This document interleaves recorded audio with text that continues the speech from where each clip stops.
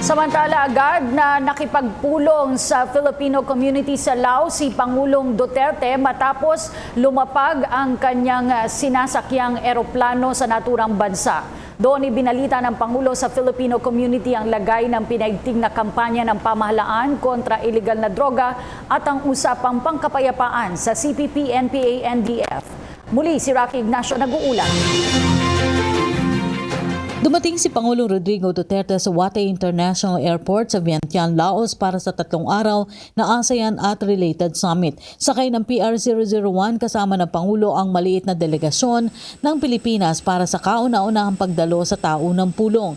Mahalaga rin ang pagdalo ng Pangulo ngayong taon para formal na tanggapin ang chairmanship ng Pilipinas para sa 2017 ASEAN Summit. Mula sa airport, agad naman nagtungo ang Pangulo sa Phiong Phar Grand Convention Hall.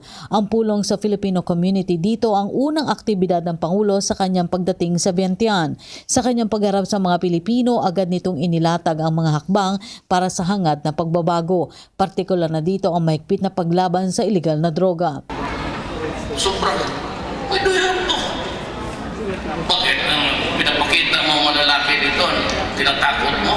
Ay, lahat naman tayo mamatay. God, pati yan sila. Kaya ang mensahe ko sa Pilipino, huwag kayong matakot mamatay. Ang tao mamamatay talaga. When Diyos lang ang ikalam niya.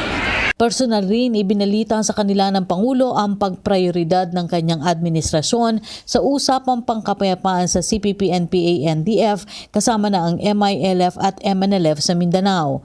Generation Pilipino.